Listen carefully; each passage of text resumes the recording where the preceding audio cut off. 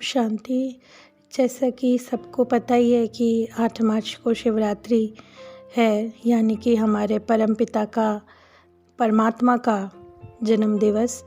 तो आज हम देख रहे हैं कि महाशिवरात्रि का इतना महत्व क्यों है और इसका यथार्थ अर्थ क्या है, यानी हम इसे क्यों मनाते हैं। तो इसका सबसे पहला वो है कि परमपिता परमात्मा जब आते हैं, जब रात्रि होती यानी अंधकार होता है, ज्ञान की रात्रि जब होती है, तब परमात्मा का अवतरण होता है जो सभी के लिए कल्याणकारी है। तो जब हम परमात्मा का जन्म दिवस मना रहे हैं तो हम उसे रात्रि में ही ज़्यादा मनाते हैं, मतलब कि हम अंधकार के समय में जब परमपिता आए तब हम उस समय को महत्व देते हैं, तभी उसका नाम रखा गया शिवरात्रि। तो ये भी कह सकते हैं कि महान कार्य करने अज्ञान की रात में परमपिता परमात्मा का जन्म दिवस, तो वो हो गई हमारी शिवरात्रि। अब जैसे कि सभी जानते हैं कि देवी देवताएं हैं, विष्णु शंकर, इन सबको हम देवता कहते हैं, परंतु परमात्मा एक हैं जिनको हम निराकार कहते हैं।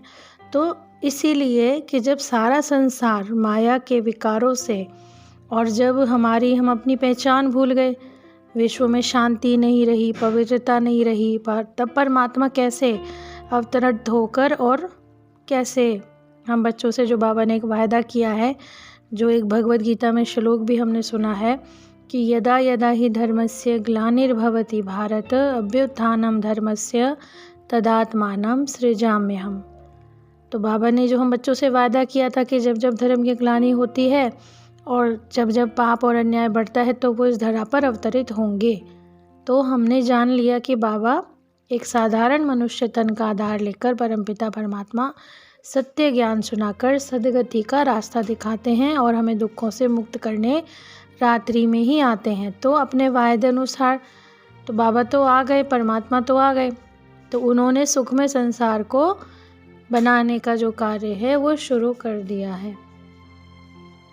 अब इसको समझने का सबसे अच्छा एक हमारे पास एक प्रतीक है कि जब भी हम शिवरात्रि में पूजन करने जाते हैं मंदिरों में, तो हम शिवलिंग पे ही सारा कुछ चढ़ाते हैं, कच्चा दूध, पानी, अक, धतूरा, फूल।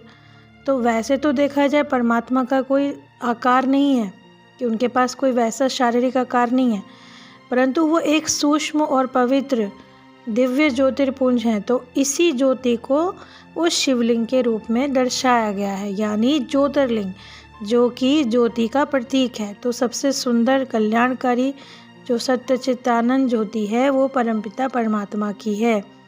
शिव जयंती की शुरुआत जब होती है, यानी कि जब हम शिव परमात्मा से मिलते हैं, तभी से संपूर्ण विश्व में परिवर्तन का कार्य होने लग जाता है, क्योंकि यह सबसे महान कार्य है, क्योंकि इसको कोई और मनुष्य कर नहीं सकता, क्योंकि सब जितना भी इस समय चल रहा है पतन की ओर ही जा रहे थे, परंतु ये जो कार्य परमात्मा करते हैं परिवर्तन का, क्योंकि वो सर्वशक्तिवान है और वो इस अज्ञान से, अंधकार से वो परे हैं, वो नहीं आते इस सृष्टि पर पाठ बजाने, वो सिर्फ हमारे लिए हमको ज्ञान देने, ज्ञान सुनाने और हमको परिचय देने आते हैं। परंतु परमात्मा इस दुख सुख से अलग है, न्यारे हैं। तो आज हम देखते हैं कि किस तरह से अशांति, अधर्म, सब कुछ अपने चरम पर है। तो ये कभी ना कभी तो इसका ख़त्म होना ही था। तो परमात्मा ने जो आके इतना बढ़िया कार्य हमारे बच्चों को दिया है और हमको अपना जानकारी दी है कि मैं धरा पर आ गया हूँ, तो ये दिव्य संदेश जो है पवित्र महाशिवरात्रि का, जो हमें बाबा का भी सबको देना है कि सबको बोलें कि परमपिता परमात्मा शिव को याद करें और अपने अंदर से दुर्गुणों का, जो बाबा ने बोला ना, अपने सारा कखपन मुझे दे दो, यानी बाबा क्या कहते हैं, जो अपना सारा दुख है, अपना सारी बुराइयाँ, अपवित्रता है, अधर्म है, जो भी तुम्हारे अंदर की बुराइयां हैं, सब परमात्मा अपने पे चढ़वा लेते हैं, क्योंकि बाबा तो कल्याण स्वरूप हैं, वो तो कल्याण करने ही धरा पर आए। तो वो क्या करवाते हैं, हर एक मनुष्य से, हर एक मनुष्य आत्मा से अपने ऊपर, जैसे दिखाया भी जाता है कि कांटों से बना हुआ एक वो होता है, अक होती है, धतूरा होता है, वो सब बाबा अपने पर कहते हैं ना, चढ़ा देते हैं, हम बाबा को दे देते हैं।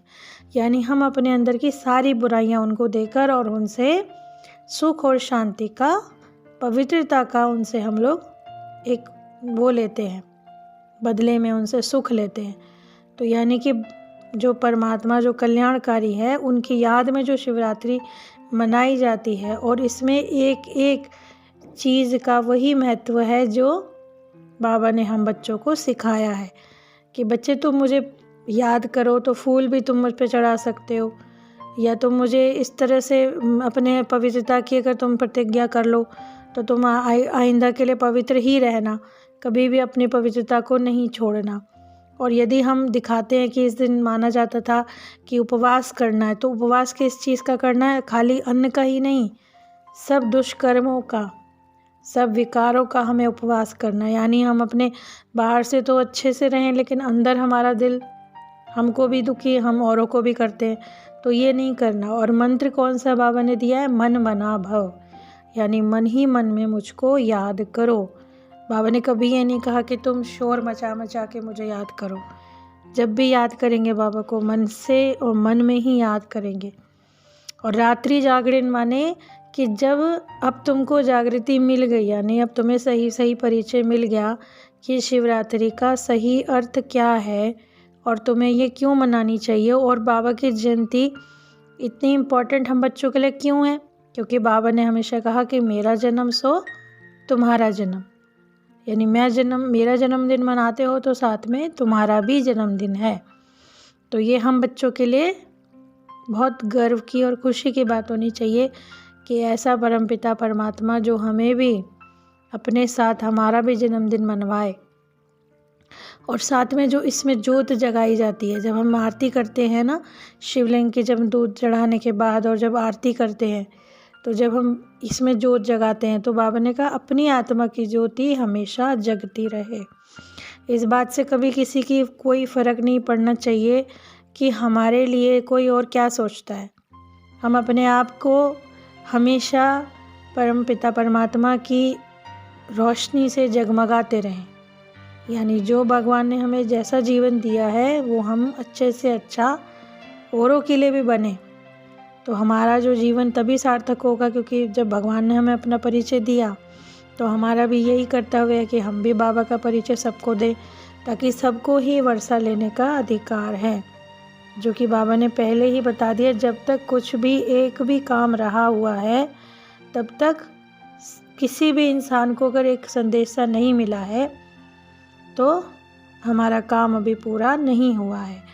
तो यानी कि हमें क्या करना है? बाबा के साथ भी, अपने साथ भी किसी भी आत्मा को हमें पीछे नहीं छोड़ना है।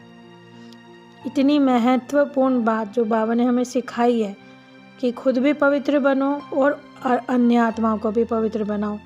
इसी के लिए तो बोला गया भाई भाई की दृष्टि रखो। अब तो बाबा ने साफ कह दिया भाई बहन भी नहीं, आत्मा भाई भाई हो। तो पवित्र रहना है, पवित्र करना है। इन सभी चीज़ों का प्रतीक शिवलिंग पे चढ़ाते हुए हमें दिखाया जाता था भक्ति मार्ग से। जब हमने द्वापर युग में भक्ति स्टार्ट करी थी तो भी बाबा ने बताया है ना कि सबसे पहले तुम आत्माओं ने भक्ति भी मेरी ही शुरू करी, और वो तुम्हारी भक्ति पूर्ण पवित्र ही थी। मतलब तुम ऐसे नहीं थे, तुम्हारे में कोई वैसा दोष नहीं था, तुमने शुद्ध मन से ही मुझे याद किया, तो भक्ति का फल भगवान है। तो बाबा ने खुद अपना परिचय आके हम बच्चों को दिया।